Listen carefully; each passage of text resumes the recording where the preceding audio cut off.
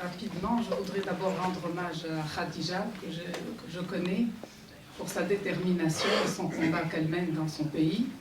Je voudrais dire que la MDH est membre de la FIDH. Nous avons toujours travaillé ensemble. La FIDH a par exemple, suivi le cas de notre ami Zakaria. On s'est mobilisé pour ça, on a fait une conférence de presse et on a pris position parce que c'était vraiment un cas emblématique de violation des droits de l'homme. Nous avons aussi suivi et observé le procès des Sahraouis. Nous avons fait une mission à l'Ayoub.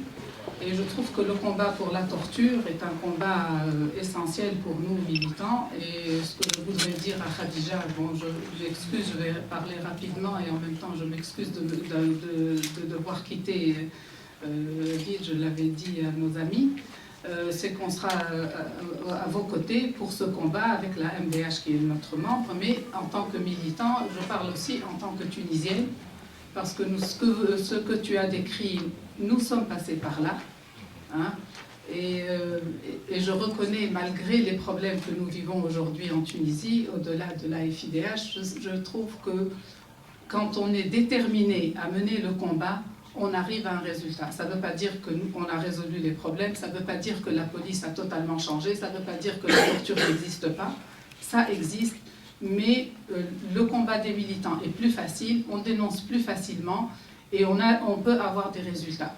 Et donc j'espère que le Maroc verra ce jour pour pouvoir tous ensemble, et on a besoin de solidarité et on a besoin de la pression internationale. Là je parle au nom de la FIDH mais aussi de nos amis français qui sont là, parce que ça encourage les militants et ça rend visibles ces violations pour qu'on puisse enfin avoir des résultats.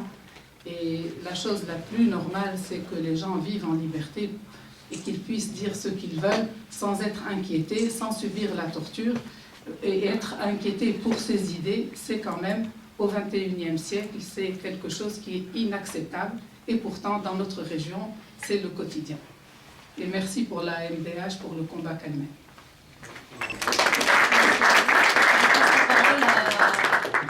Pour le Parti communiste français, moi, je voulais d'abord, madame, vous féliciter pour votre prix. Vous et bien sûr, à travers vous, tous les militants de l'AMDH, puis les autres, au Maroc, évidemment, qui tentent de lever le voile sur la réalité marocaine et ce qu'est évidemment aujourd'hui les effets du régime marocain à travers la répression contre les forces démocratiques. C'est extrêmement important pour nous. C'est utile pour les Marocains eux-mêmes, évidemment.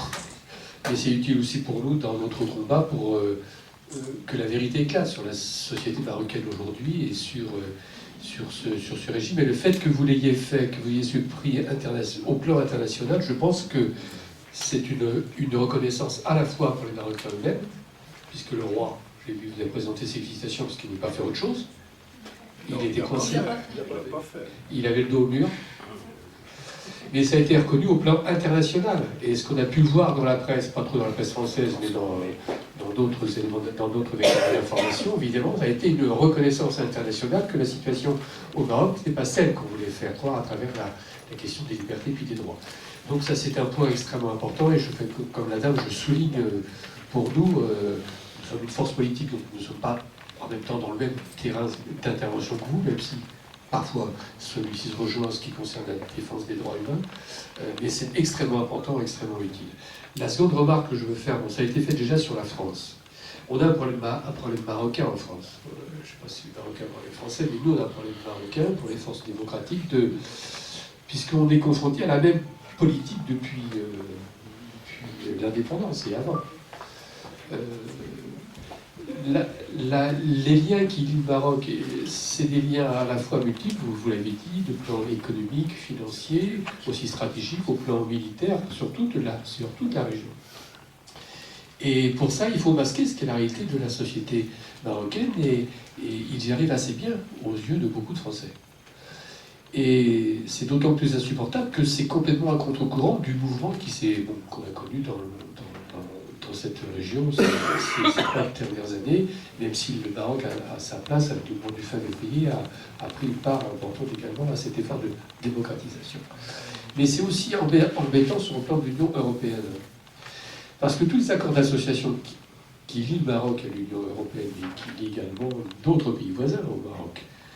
Les chapitres qui concernent, c'est que les droits humains ne sont jamais respectés, alors que les autres chapitres qui concernent les relations commerciales et financières, eux, sont appliqués, appliqués durement. Et ils veulent encore aller plus loin aujourd'hui dans ces nouveaux accords de libre-échange à travers des nouveaux accords à l'écart complets et approfondis qui sont pires que les précédents. Or, l'Union européenne, après les révolutions arabes, il nous avait dit quoi? Qu'il fallait quand même qu'ils fassent un peu leur autocritique, n'a pas ouvert les yeux sur la réalité et agi tunisiens, égyptiens. Or, trois ans après, on remet les compteurs à zéro, on fait comme si rien ne s'était passé, et on repart de plus belle vers des accords d'ordre économique qui vont encore épuiser un peu plus les peuples et les pays. C'est une vraie question, et je crois que c'est une question qui dépasse les forces politiques, puisque les répercussions, évidemment, la non-application des accords d'association dans le domaine des droits humains, je crois, est une, si je peux dire, une base de lutte commune entre les associations de défense des droits humains et les partis politiques, parce que c'est en notre nom que l'on fait ça.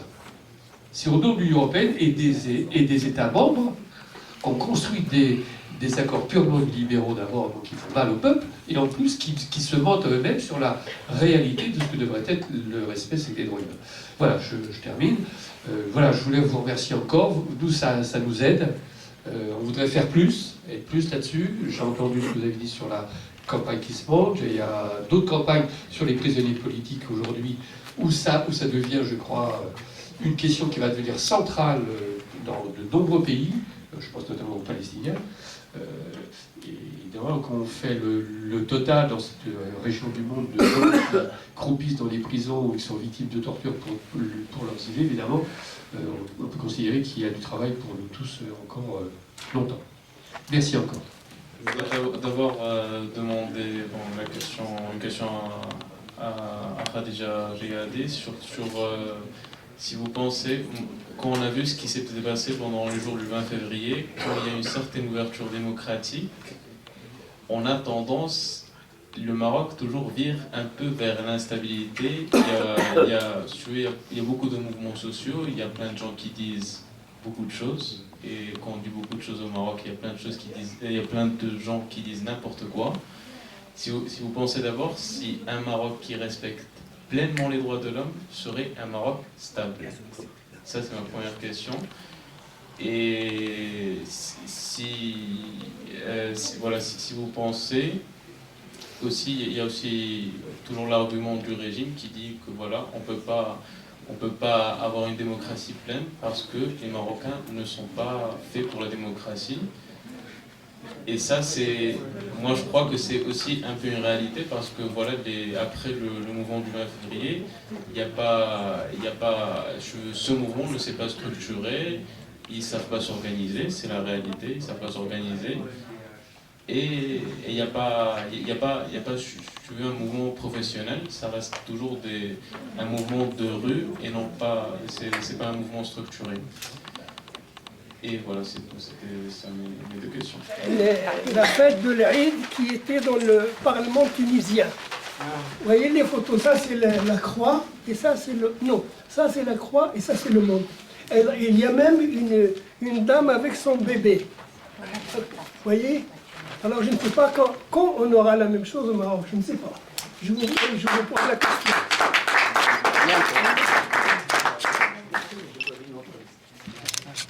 Je suis réfugié politique depuis pas mal d'années aussi. Et évidemment, je peux dire que la France n'est pas le paradis de l'exil. Ici, le régime marocain est partout. Je peux affirmer que les services marocains sont à tous les niveaux ici, de la DGCE, de l'ancienne DST. Il y a même, moi j'habite pas très loin, au commissariat du 13e arrondissement, il y a un fonctionnaire marocain qui est de Tafraout, c'est un souci.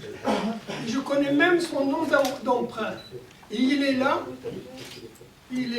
depuis absolument 35 ans. Et moi-même, je subis un blocus depuis 35 ans maintenant. Un blocus systématique sur le téléphone, j'ai une balise radio. Ici, nous sommes au 30 rue Cabanis. Non, au 3 rue Cabanis, il y a le poste de police. Un poste de police. C'est là où viennent les collègues du régime marocain jouer aux cartes avec leurs collègues français. Ça, je peux vous affirmer que tous ces renseignements, je les ai eus du Maroc. Hein.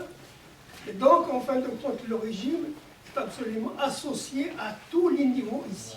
À tous les niveaux ici. Alors, c'est ce qu'on a eu, les péripéties de la salle ici, ce n'est donc pas étonnant.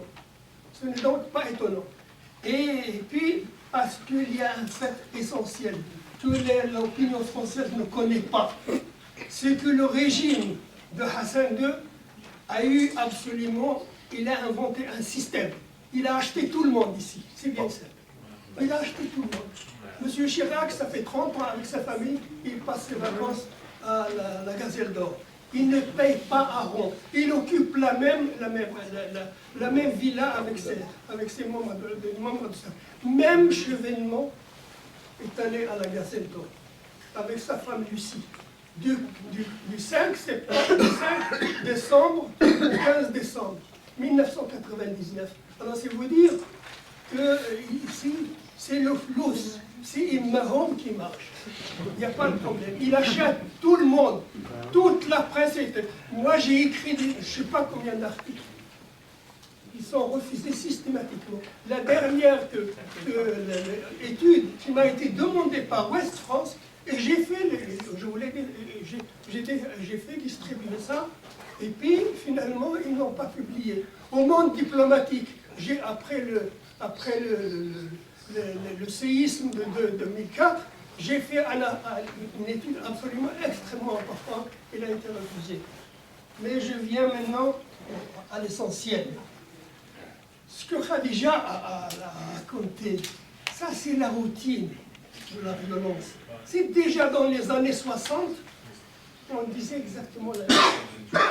Donc, si vous reprenez les procès-verbaux, vous allez retrouver exactement les mêmes tableaux. Il y a une chose extrêmement importante que les gens ne connaissent pas ici, surtout l'opinion française, c'est que le régime qu'on a sur le dos, il est là depuis 380 ans. 380 ans. C'est ce que M. Chirac, M. Giscard d'Estaing, M. Hollande appellent la stabilité. Il y a un océan d'eau qui est passé sous les ponts de la Seine. Et puis pour eux, c'est la stabilité. Imaginons que la France revienne à l'époque de Louis XIII. C'est absurde. C'est pour cela que j'appelle le Maroc l'Absurdistan d'ailleurs. J'ai proposé il y a 20 ans qu'on appelle, au lieu du Maroc, on l'appelle l'Absurdistan. Un pays, je ne sais pas, du côté de l'Asie ou de l'extrême-Asie, je n'en sais rien. Mais il y a un point extrêmement important, c'est que le Makhzen, au cœur du Makhzen, se trouve la violence. La violence est intrinsèquement liée au Makhzen. D'ailleurs, quand j'ai eu mon hémorragie cérébrale en 80, à la suite d'un complot, j'ai pu serrer les dents et puis j'ai élaboré un ouvrage de 350 pages sur le Makhzen. Sur tous ces aspects. La base idéologique, la base économique, les relations avec les tribus, les relations avec les confréries religieuses et ainsi de suite. Direz-vous, il m'a été volé. Parce que dans mon KGB de 14 mètres carrés, ils venaient, tout le monde venait. Tout le monde venait. Chaque fois que je sortais, ben, ils viennent et puis ils fouillent systématiquement.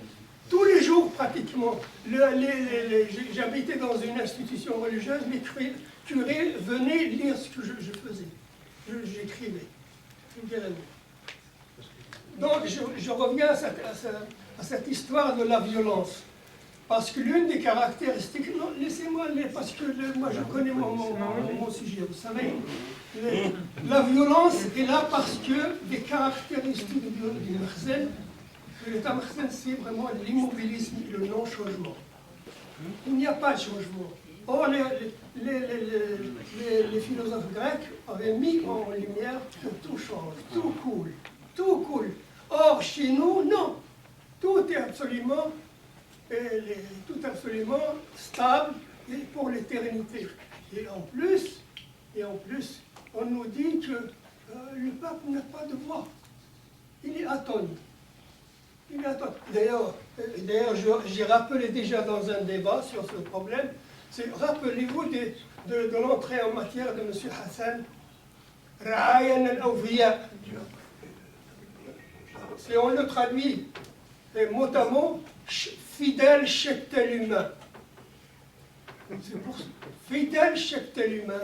Et effectivement, Hassan II considérait les Marocains comme des brebis ou des chèvres, ou je ne sais pas, comme des caprins d'une façon générale. C'est ça le problème. Et c'est pour cela et tout ça, évidemment, toutes ces caractéristiques continuent. Et c'est pour cela que j'appelle le Maroc l'Absurdistan. L'Absurdistan. Et cette violence, on a pris Shimoula Ismail, quand chaque matin il faisait sauter la tête de la club. Rappelez-vous de janvier 84, quand M. Hassan est monté à la télévision et il a traité les rifins d'Aoubache. D'Aoubache, il menaçait de Khaladar. C'est ça, en fin de compte. C'était la violence. Et qu'est-ce qu'il a fait, M. Hassan, lors du génocide des rifins? 20 000 rifins ont été assassinés.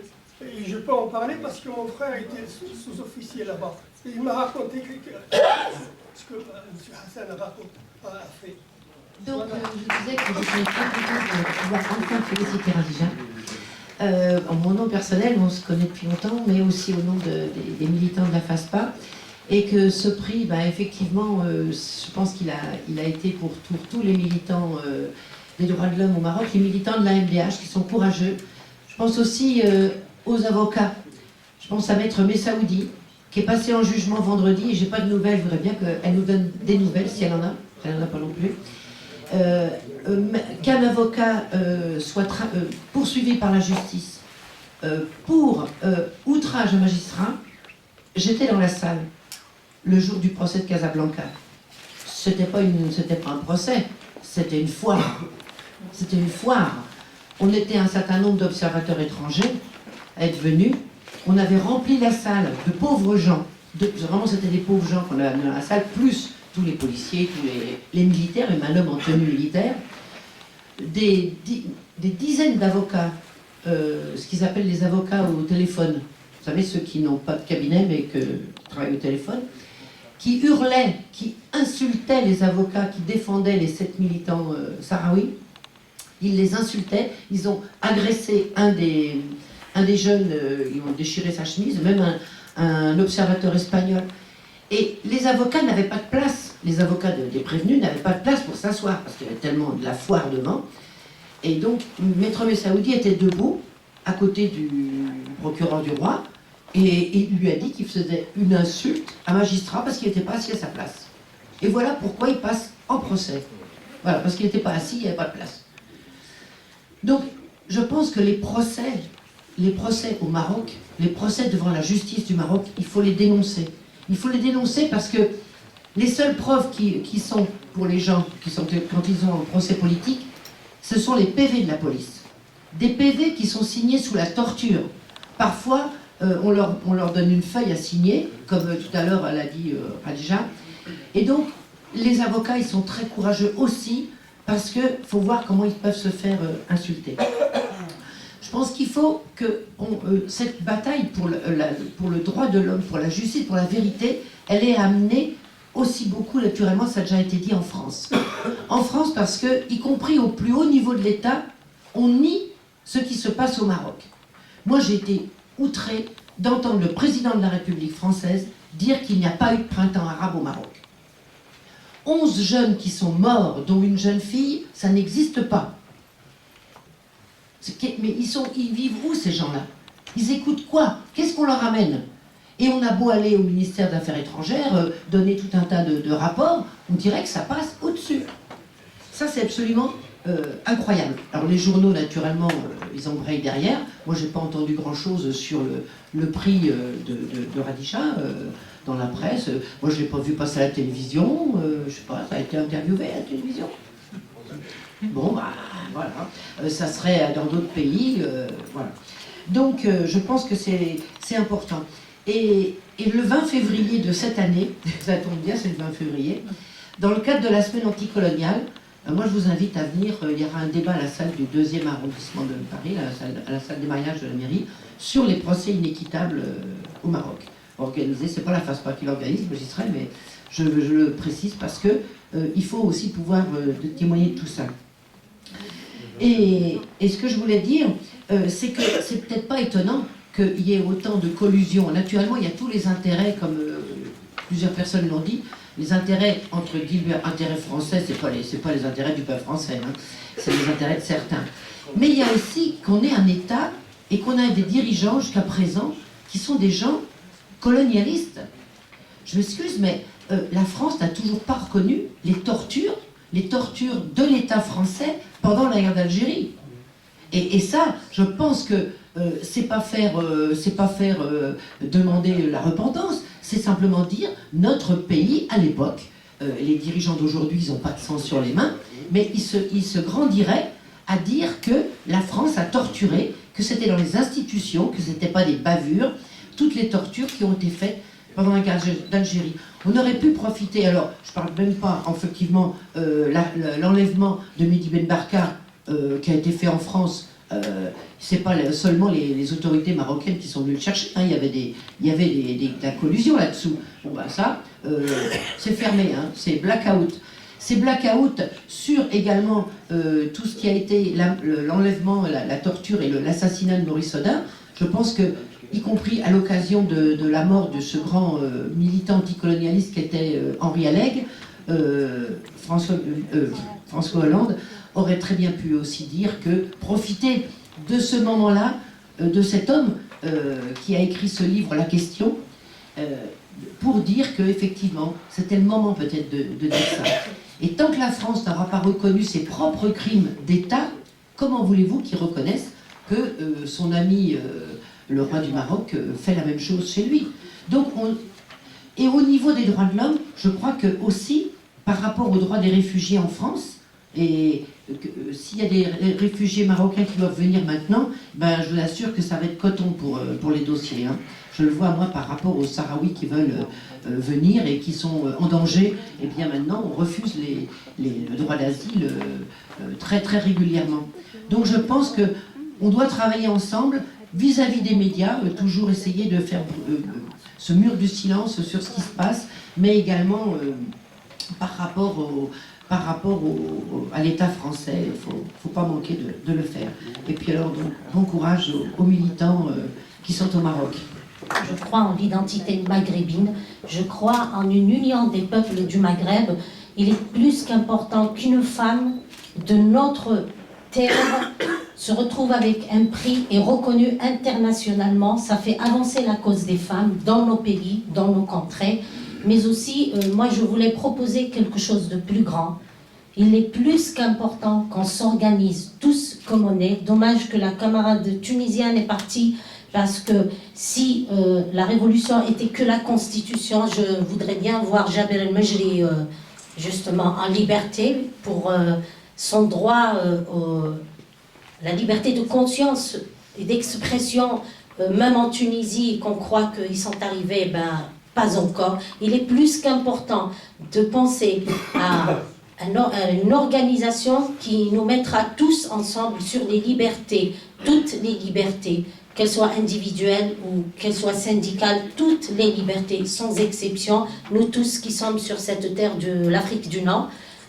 Juste une manière de reprendre et de faire un clin d'œil à Abdelkrim El-Khattabi. Il arrivait d'un Maghreb, si je préfère le mot, Afrique du Nord libre, et ben nous pouvons le faire si on y croit. Donc je suis désolée, j'avais beaucoup de choses à poser comme question, mais je garde du Maroc une seule chose. Il y a 4 ans, j'ai eu un mail sur ma liste. Il était question d'un centre de torture juste en bas de Jamal Fna, pas loin de Jamal Fna. Donc à tous ceux, les touristes qui adorent aller écouter les Qaqabo à Jamal Fna, c'est pas pour vous amuser, c'est juste pour cacher les cris des torturés.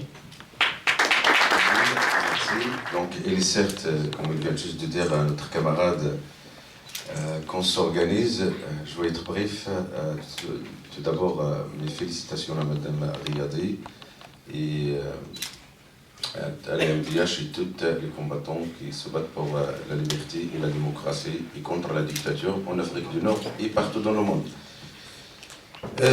J'aimerais bien interpeller Madame Riadi et tous les responsables de la MDH sur un cas concernant une militante et une camarade qui se trouve aux États-Unis aujourd'hui, en Amérique. C'est Madame Siham Baya Jihad, une militante républicaine que je pense que la plupart des gens connaissent bien, qui risque aujourd'hui une expulsion vers le Maroc, le pays de la torture et de la dictature. Une militante républicaine, très engagée depuis plusieurs années, avant même le 20 février, avant même le mouvement Occupy Wall Street. Donc, et vous savez tous ce qu'elle risque cette dame aujourd'hui avec son petit-fils, son fils de 4 ans et demi. Donc vous le savez tous, et jusqu'à maintenant on a tout essayé pour attirer l'attention des autorités américaines et de toutes les ONG concernées dans ce domaine, et jusqu'à aujourd'hui, le silence radio. On a même essayé d'organiser un rassemblement donc devant l'ambassade des États-Unis, malheureusement, à Paris.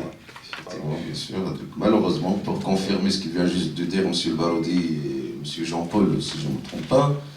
Donc les autorités françaises, malheureusement, nous ont signalé que c'était interdit, on ne peut pas vous autoriser devant les Nations Unies, devant l'ambassade des États-Unis, pardon.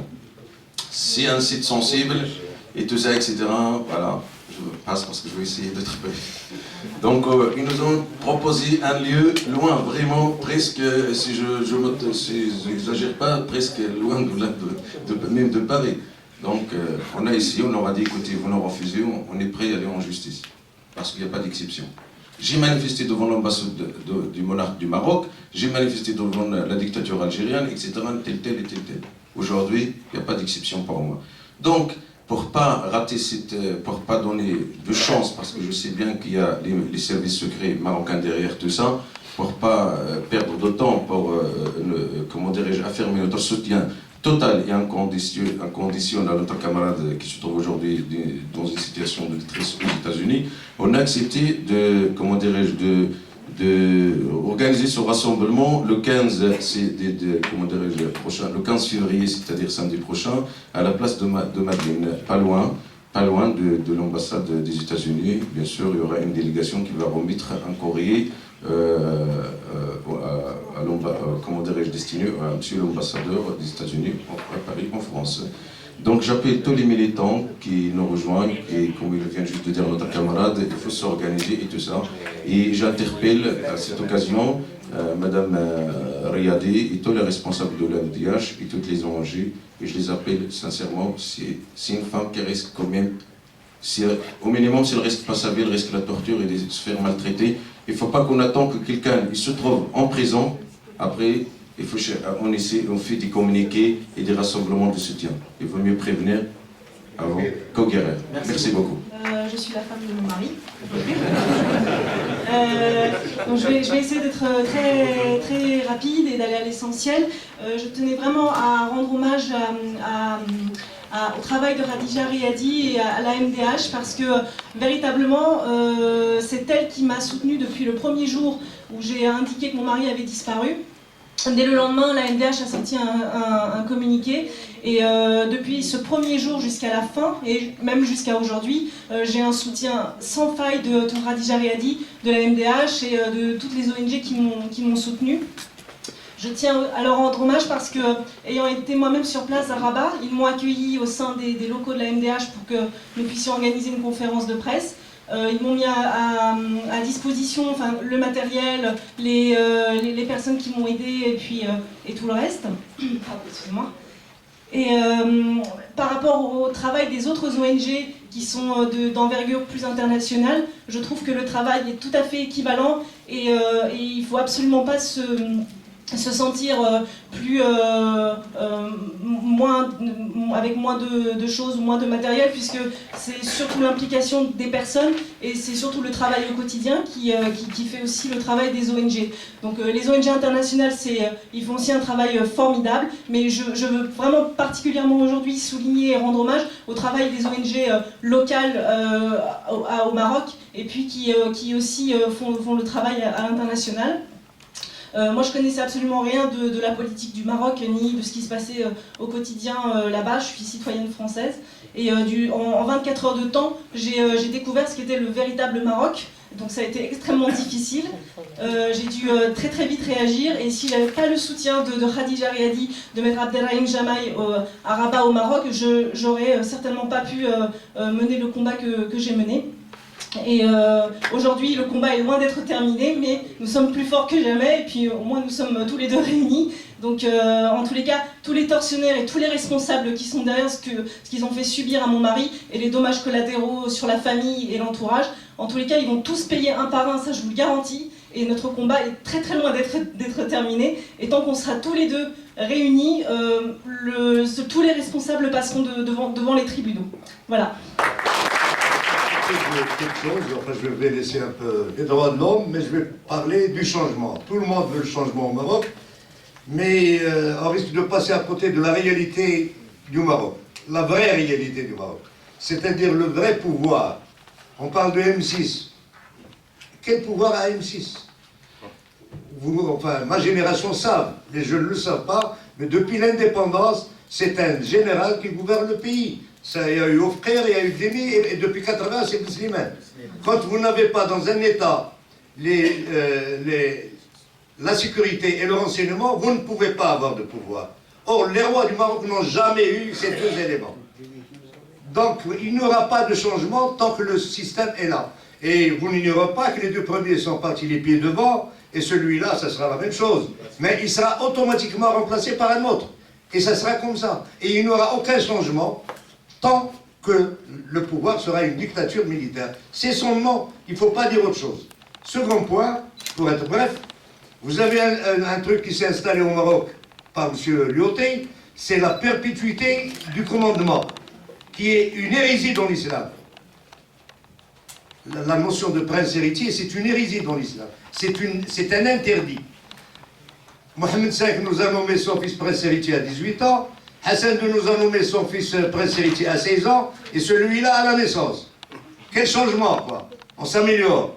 Et tant qu'il y aura ça, le Maroc ne pourra pas... Moi, je pense que M6 avait une occasion d'or, à 14 km de chez lui, c'est ce qu'a fait Juan Carlos, c'est-à-dire se retirer et laisser le jeu démocratique se faire. Voilà mon dernier mot. Merci. Je partage l'avis de Patrick. Je pense sur les ALECA, effectivement, actuellement, il y a des accords qui se préparent, qui sont très, très, très dangereux, qui sont vraiment en infraction et en contradiction avec les engagements aussi bien du Maroc en matière de droits humains que de l'Union européenne. Et s'est engagé pour le respect d'un certain nombre de droits dans les accords avec le Maroc. En plus, il y a un principe international et universel, c'est que les accords entre pays bilatéraux ou multilatéraux ne doivent jamais se faire au détriment des droits. Il faut que les accords respectent d'abord les engagements et les ratifications des conventions, ce qui n'est pas le cas ici, et surtout en matière de droits des migrants. Les accords de réadmission qui sont, je crois, inclus en train d'être négociés actuellement. Et puis aussi, je crois, sur la propriété intellectuelle. Donc il y a beaucoup de choses qui sont en train de se préparer. Il faut vraiment être vigilant, aussi bien au sud de la Méditerranée que, c'est-à-dire au nord qu'au sud. Je voudrais aussi parler sur la question de stabilité du mouvement du 2 février. Je crois que ces arguments de stabilité et de la maturité du peuple marocain, c'est dépassé. C'est des arguments, c'est dépassé parce que c'est des prétextes pour maintenir les violences, les violences en droits humains, pour maintenir la mauvaise gouvernance, pour maintenir vraiment ce qui se passe. Est-ce que vous considérez qu'un pays où il y a un nombre énorme de pauvres, de la torture, on en a parlé, tout le monde en a parlé, la corruption qui augmente, qui atteint 91, le rang 91, le Maroc est classé 91e, les problèmes de violence à l'égard des femmes, des enfants, la pédophilie, les réseaux de vente de femmes et d'enfants, le pillage des biens publics, est-ce que vous considérez ça une stabilité? Ah non, je ne pense pas. C'est la stabilité de ceux qui profitent de ça. Oui, ils sont bien stables, ils vivent très bien. Mais ce n'est pas une stabilité. Mais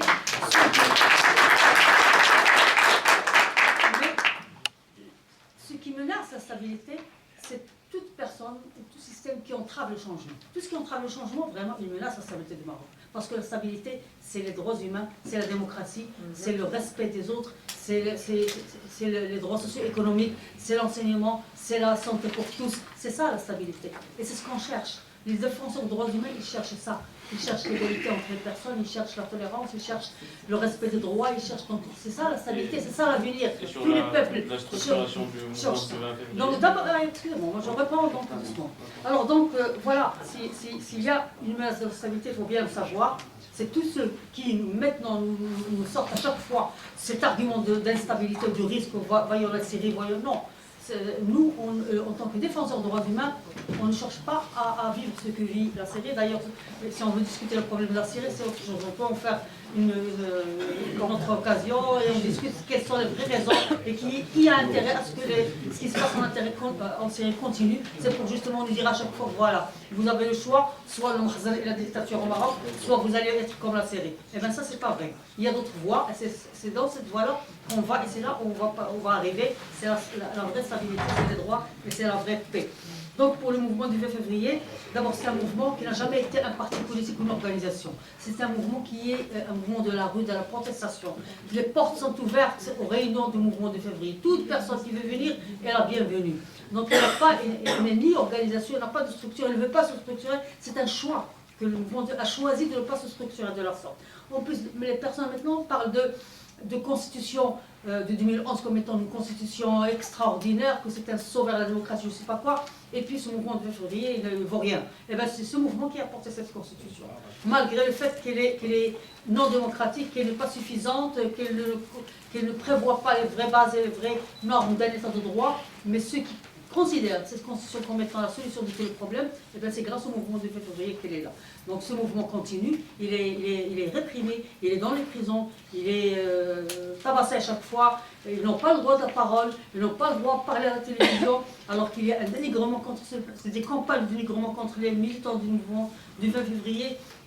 Il n'y a aucune chance pour eux de s'exprimer et de convaincre les gens. Donc en plus de tout ça, ils sont toujours là. Il y a toujours un militantisme ce mouvement, malgré le fait qu'il soit affaibli. Il est encore là, il prépare son 3e anniversaire. Et les raisons pour lesquelles il est sorti dans la rue sont toujours là. C'est la pauvreté, c'est la détention politique, c'est la torture, c'est l'absence de démocratie. Donc toutes les raisons pour lesquelles il est sorti, le changement qu'il voulait n'a pas encore été réalisé, donc il continuera à sortir et à protester. Alors pour le Siham Baya Jihad, à l'MDH, on n'a pas c'est-à-dire on n'a jamais parlé de ce dossier. Je vous le dis, je ne vous le cache pas. Donc, mais maintenant, si on peut se voir après la réunion, on en parlera. Et en tout cas, même une personne criminelle, si elle risque la torture dans son pays d'origine, elle ne doit pas être extradée à son pays. Donc indépendamment des raisons pour lesquelles elle doit être extradée.